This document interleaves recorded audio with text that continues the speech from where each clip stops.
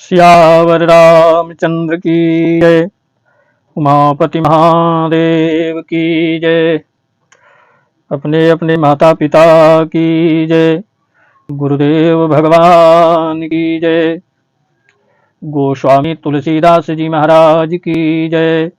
पवन सुत हनुमान की जय। त्वमेव माता च पिता त्वमेव त्वमेव बन्धुश्च सखा त्वमेव त्वमेव विद्या द्रविणं त्वमेव त्वमेव सर्वं मम देव देव। मातृपितृचरणकमलेभ्यो नमो नमः। पिता धर्मः पिता कर्मः पिता हि परमं तपः। पितरः प्रीतिमाप्नोति प्रसन्नो कुलदेवता। पितृदेवताभ्यो नमो नमः।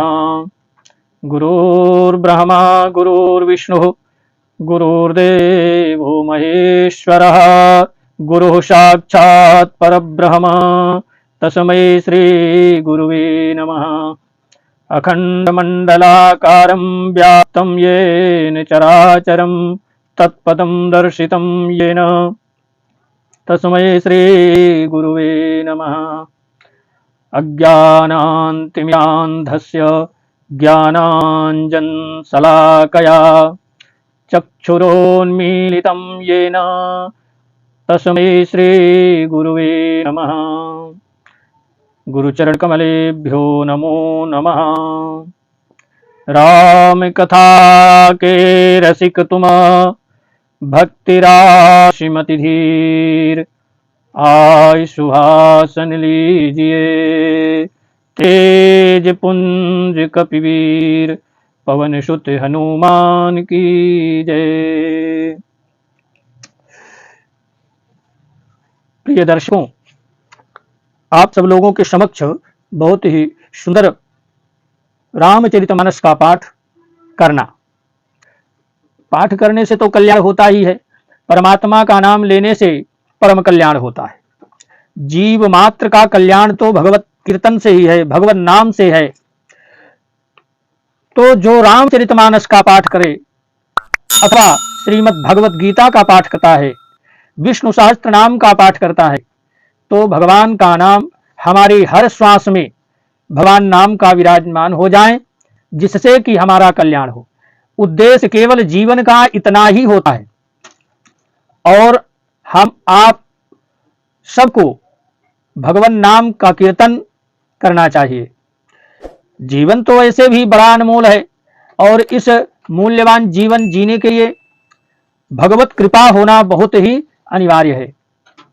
भगवान की कृपा निश्चल होकर के, शांत चित्त होकर के, एकांत में जाकर के, जहां पर भगवान का नाम लेने में किसी भी प्रकार की कोई समस्या ना उत्पन्न हो, व्यवधान ना आवे, ऐसे स्थान में इसीलिए हमारे ऋषि मुनि योगी लोग ये एकांतवासा ढूंढा करते थे। क्यों? क्योंकि सांसारिक जो क्रम है, उस सांसारिक में हर व्यक्ति किसी ना किसी तरह से दुखी है। चाहे वो धनवान हो अथवा निर्धन व्यक्ति हो, कोई धन से दुखी है, धन रहने के बाद भी उसको सुख नहीं है, शांति नहीं है, जिसको कहते हैं आनंद की प्राप्ति नहीं है। और निर्धन व्यक्ति तो बेचारा धन के लिए परेशान है, वो धन के बिना दुखी है। उसके पास धन होता तो वो परमात्मा का भजन भी करता, लेकिन वो सोचता जरूर है, क्योंकि यही तो माया है, इसी माया का तो चक्र है। इस माया के चक्र में फंसते चला जाता है जीव, और फंसते चला जाता है, इतना बड़ा दलदल है कि फिर वो उभर नहीं पाता और पुनः 84 लाख योनियों में भटकता रहता है।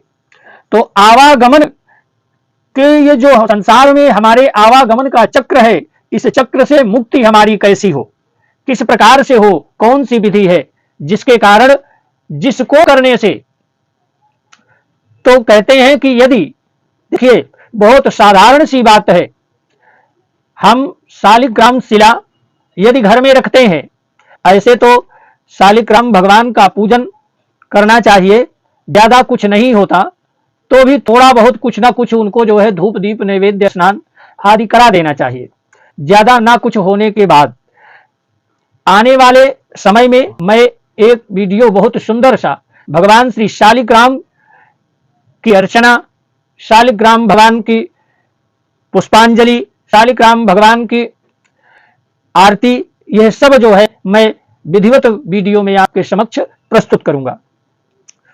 तो शालिग्राम भगवान का पूजन बहुत ही अनिवार्य है। और जब हम भगवान को स्नान कराते हैं, स्नान कराने के बाद धूप दीप नैवेद्य भगवान को अर्पण करते हैं और सारे अपने सत्कर्म को करने के बाद जो भगवान का चरणोदक होता है, उस चरणोदक को यदि हम मात्र लेते हैं और भगवान का नाम लेते हैं तो शास्त्र इसको प्रमाणित करता है कि मोक्ष अनिवार्य हो जाता है, भगवान सद्गति दे देते हैं, जीव मात्र का कल्याण हो जाता है। तो आइए हम आज अपने प्रसंग पर चलते हैं, श्री रामचरितमानस के पाठ के प्रसंग में। जब भगवान का विवाह संपन्न होकर के भगवान अयोध्यापुरी में आए, सभी ऋषियों को, संतों को, ब्राह्मणों को महाराज दशरथ जी ने बहुत सा दान दिया और जो जिसने जो कुछ भी मांगा वो सब महाराज दशरथ जी ने सबको प्रदान किया, सबको दिया, दिल खोल करके दिया। जब रात्रि की वेला में माताओं ने बहुत दिन के बाद अपने पुत्रों को पाए थे, भाई विश्वामित्र जी के साथ में जब गए थे, तब से आज उनका दर्शन हुआ, आज उनका प्रेम मिल रहा है, पुत्रवत्सल। तो पुत्रवत जो व्यवहार है, उसकी लालसा उनके हृदय में भरी हुई थी, वो आज पुत्र के पाने के बाद बड़ी प्रेम पूर्वक माताओं ने प्रश्न करती हैं कि इतने बड़े बड़े राक्षस, ताड़का जैसी महाराक्षसी, इसका तुमने एक ही बार में वध कैसे कर दिया? और गौतम ऋषि की जो पत्नी थी अहल्या, उसको कैसे तारा? तो भगवान आगे उसमें बताते हैं। आइए हम आगे पाठ के क्रम में चलते हैं और भगवान के नाम का संकीर्तन करके अपने जीवन को कृतार्थ करने का प्रयास करते हैं।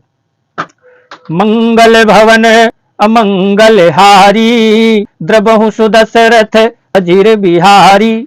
तो कहते हैं कि आज सुफल जग जन्म हमारा, अब देख तात विधु बदन तुम्हारा। हे तात, तुम्हारा चंद्र सा मुख, चंद्रमा के समान मुखड़े को देखकर आज हमारा जगत में जन्म लेना सफल हो जाता है, सफल हुआ। कहीं तुमको बिना देखे तो जो दिन बीते हैं हमारे, उनको ब्रह्मा जी गिनती में ना लावे, ऐसी उनकी कामना करती हैं, भगवान से कहती हैं कि हमारी आयु में शामिल ना करें। तो कहते हैं आज यही से प्रसंग में हम आगे बढ़ते हैं। तो राम प्रतोषी मातु सब कही विनीत बरबैन, असुमिर शंभु गुरु विप्र पद किए नीद बसनैन। विनय भरे उत्तम वचन कहकर श्री रामचंद्र जी ने सब माताओं को संतुष्ट किया, सब संतुष्ट हो जाती हैं। फिर भगवान शिव जी और गुरु जी के, ब्राह्मणों के चरणों का स्मरण करके नेत्रों को नींद के वश किया, अर्थात फिर भगवान ने सोए, भगवान सोने जा रहे हैं, सो गए। अब माताओं के प्रश्नों का उत्तर भगवान ने दे दिया। अब हम मंगल भवन अमंगल हारी, द्रबहु सुदशरथ अजीर बिहारी। नींदौ बदन सोह सुठी लोना, मनहु सांझ करती रूह सोना, मनहु सांझ करती रूह सोना। घर घर करहि जागरण नारी, देहि परस पर मंगलधारी, देहि परस पर मंगलधारी। कहते हैं कि नींद में भी उनका अत्यंत सलोना मुखड़ा ऐसा सोह रहा था, ऐसा सुशोभित हो रहा था, मानो संध्या के समय का लाल कमल सो रहा हो। स्त्रियां घर घर जागरण कर रही हैं और आपस में एक दूसरे को मंगलमयी गालियां दे रही हैं। बहुत सुंदर सा प्रसंग है। तो कहते हैं कि पुरी विराजती राजती रजनी, पुरी विराजती राजती रजनी, रानी कहीं बिलो कहूँ सजनी, रानी कहूँ बिलो कहूँ सजनी। सुंदर बधुन सास ले सोई, सुंदर बधुन सास लो। बहुत सुंदर। कहते हैं रानियां कहती हैं कि हे सजनी देखो, आज रात्रि की कैसी शोभा है जिससे अयोध्यापुरी विशेष शोभित हो रही है, विशेष शोभा पा रही है। तो कहती है कि पुरी विराजती रजती रजनी, रानी काहीं बिलो कहूँ सजनी, रानी काहूँ बिलो कहूँ सजनी, सुंदर बधुन सासुले सोई, सुंदर बधुन सासुले सोई, कनि कनि कनि कन जनो सिर मनि उर धोई, कनि कन जनो सिर मनि उर धोई।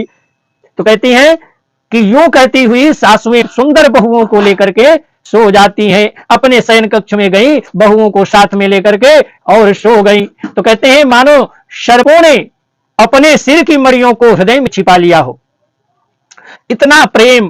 कहें प्रात पुनीत काल प्रभु जागे, प्रात पुनीत काल प्रभु जागे, अरुण चूड़ बर बोलने लागे, अरुण चूड़ बर बोलने लागे, बंदे माग धनि गुण गन गाये, बंदे माग धनि गुण गन गाये, पूरे जन द्वार जोहारने आए, पूरे जन द्वार जोहारने आए। कहते हैं पवित्र प्रातः काल की पवित्र ब्रह्म मुहूर्त में भगवान जग जाते हैं।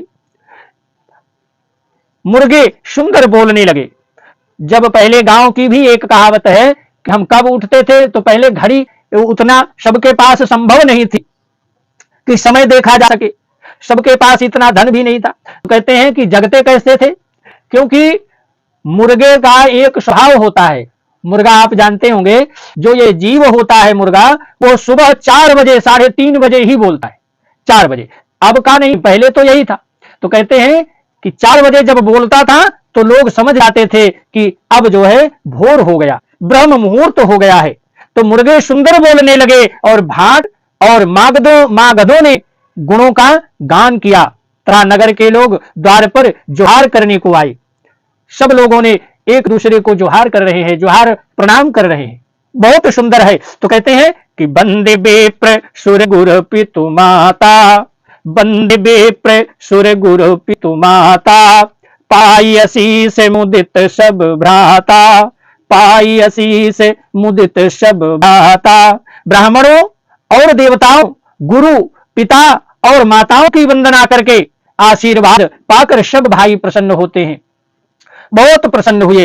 तो कहते हैं बंदे बेप्र सुर गुरु पितु माता, अपाई असीस मुदित सब भ्राता, जननी ने सादर, जननी ने सादर बदन निहारे, अभूपति संग द्वार पगुधारे।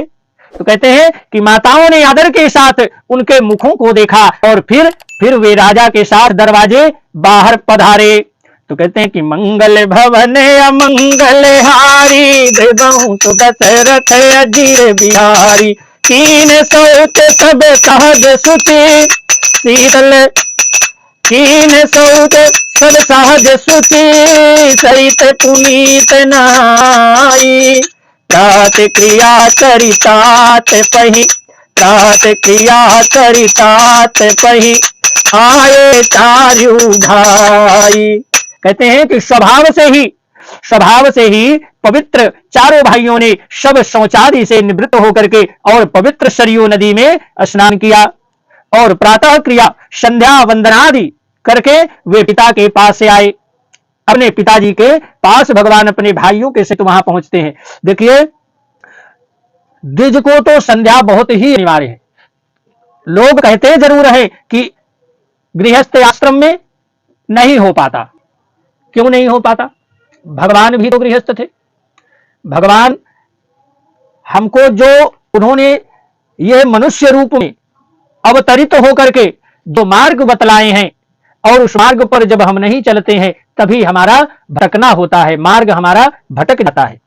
जो व्यक्ति संध्या वंदन नहीं करता, और ब्राह्मण है, क्षत्रिय है, वैश्य है, और कोई करे अथवा ना करे, लेकिन ब्राह्मणों को तो संध्या बहुत ही अनिवार्य है।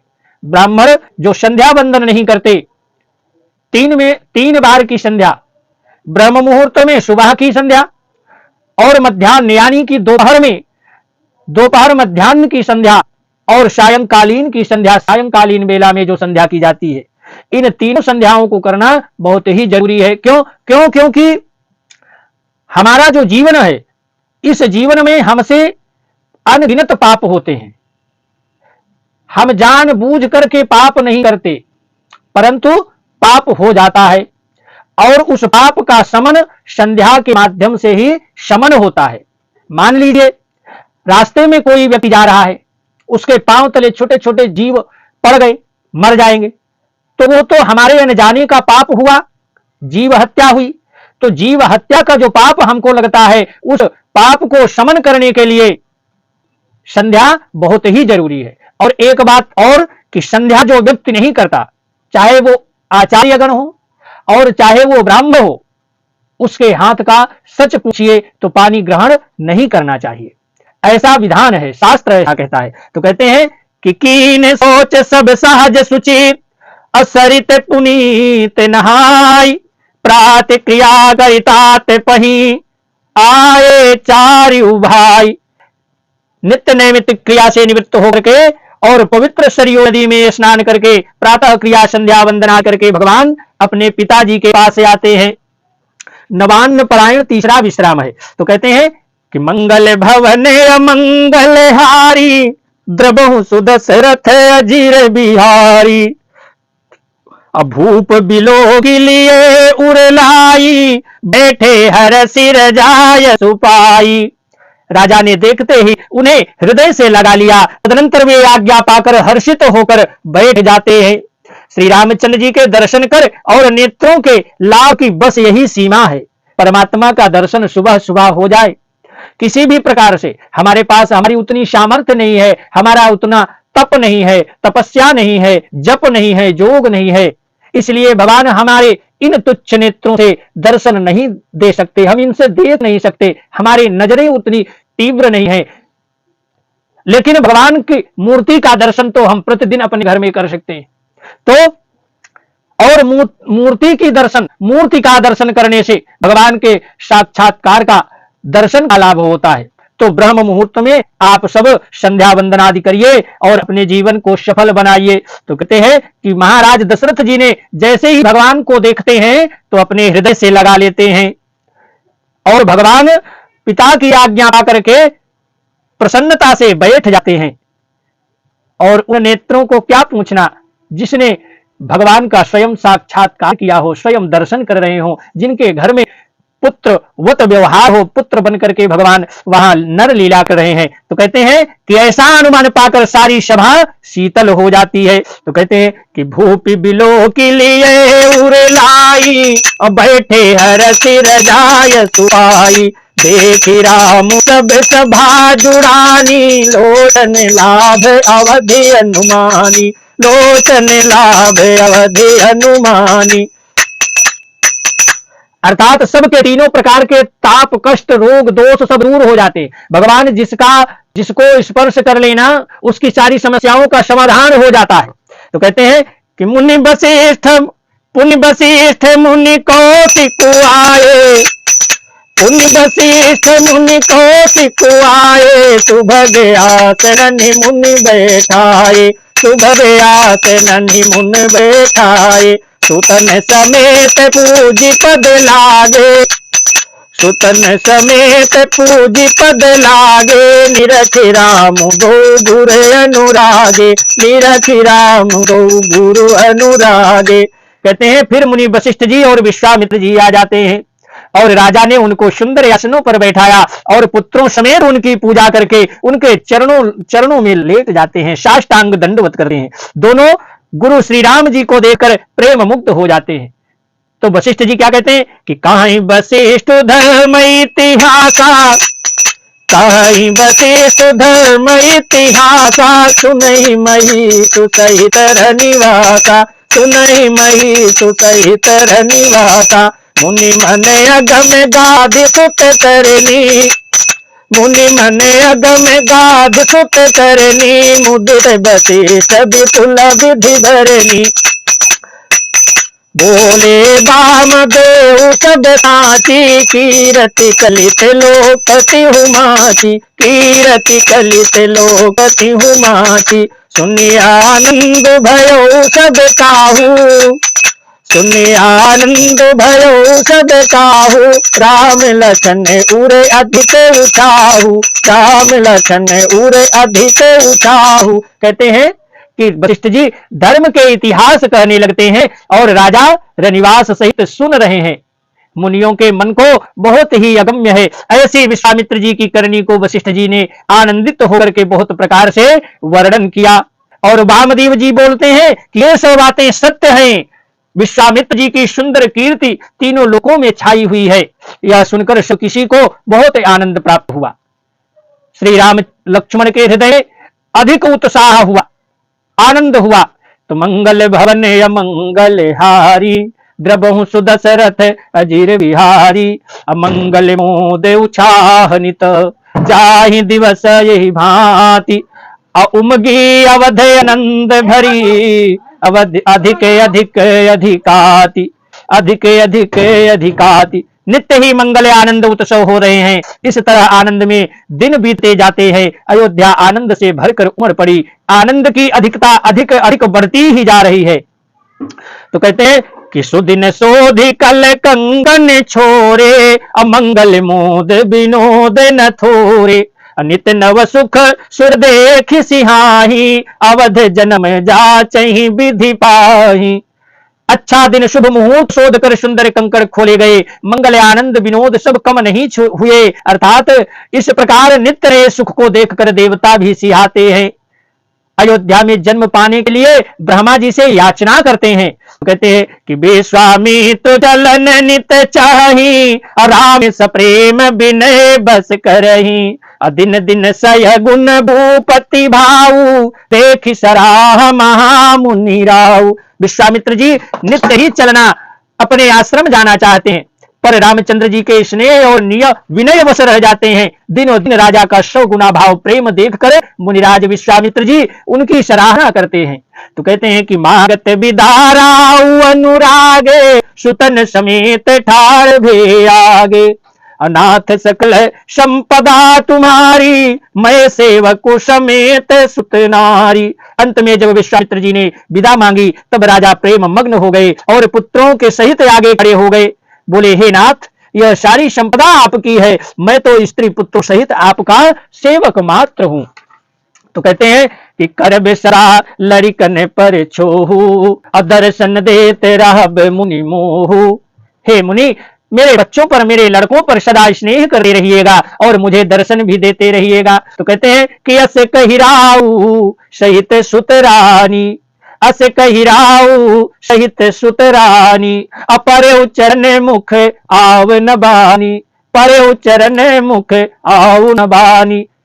ऐसा कर पुत्रों और रानियों के सहित दशरथ जी विश्वामित्र जी के चरणों पर गिर पड़े।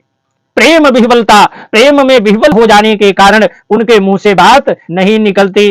तो दीन असीस विप्र बहु भांति, अचले न प्रीति रीति कही जाती। राम सप्रेम संग सब भाई, आय सुपाई फिरे पहुंचाई। ब्राह्मण विश्वामित्र जी ने बहुत प्रकार से आशीर्वाद दिए और वे चल पड़ते हैं। प्रीत की रीत कही नहीं जाती। सब भाइयों को साथ लेकर श्री राम जी प्रेम के साथ उन्हें पहुंचाकर और आज्ञा पाकर लौटते हैं। तो कहते हैं कि मंगल भवन अमंगल हारी, द्रबहु सुदशरथ अजीर बिहारी। राम रूप भूपति भगति, अब्याहु उछाहु आनंदो। जात सराहत मन ही मना, मुदित गाधि कुल चंद। गाधी कुल के चंद्रमा विश्वामित्र जी बड़े हर्ष के साथ श्री रामचंद्र जी के रूप राजा दशरथ जी की भक्ति और चारों भाइयों के विवाह और सबके उत्साह आनंद को मन ही मन शरारते हुए जाते हैं। तो कहते हैं कि वामदेव रघुकुल गुर ज्ञानी, बहुरी गाधी सुत कथा बखानी। वामदेव रघुकुल गुरु ज्ञानी, बहुरी गाधी सुत कथा बखानी। सुनि मुनि सुजसु मन ही मन राऊ, बरनत आपन पुण्य प्रभाऊ। वामदेव जी और रघुकुल के गुरु ज्ञानी वशिष्ठ जी ने फिर विश्वामित्र जी की कथा बखान कर कही। और मुनि का सुंदर यश सुनकर राजा मन ही मन अपने पुण्यों के प्रभाव का बखान करने लगते।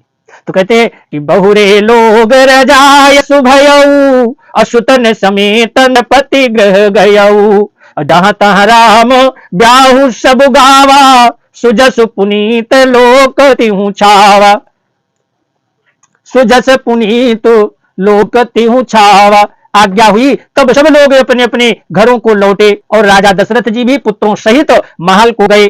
जहां तहां सब श्री रामचंद्र जी के विवाह की गाथाएं गा रहे हैं और श्री रामचंद्र जी का पवित्र सुयस तीनों लोकों में छा गया।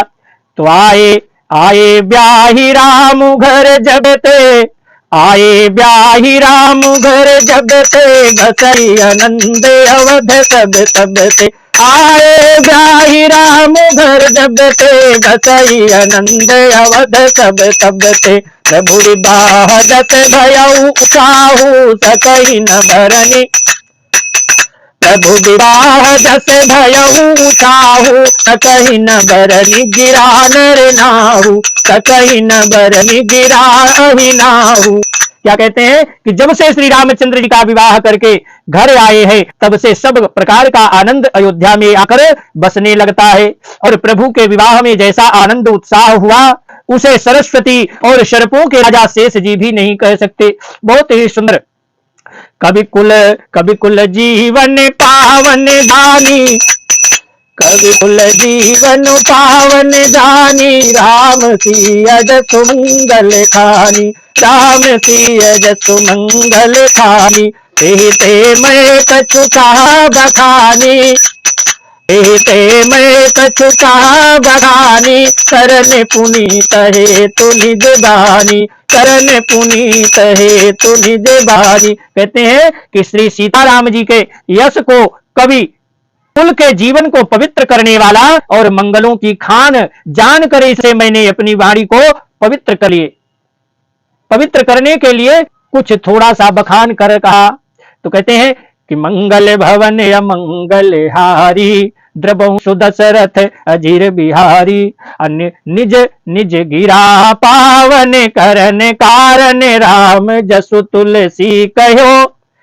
बहुत सुंदर भाव है, बहुत सुंदर प्रसंग है। कहते हैं ये छंद है, अब इसको हम छंद की तरह पढ़ेंगे। तो कहते हैं कि निज गिरा पावन करन कारण, राम जसु तुलसी कहो, रघुवीर चरित अपार, बारिधि पारु कवि कौन लयो, निज गिरा पावन करन कारण, राम जसु तुलसी कहो, रघुवीर चरित अपार, बारिधि पारु कवि कौन लयो, उपबीत ब्याह उछाह मंगल सुनि दे सादर गावही, उपबीत ब्याह उछाह मंगल सुनि दे सादर गावही, देहि राम प्रसाद तेजन सर्वदा सुख पावही, देहि राम प्रसाद तेजन सर्वदा सुख पावही,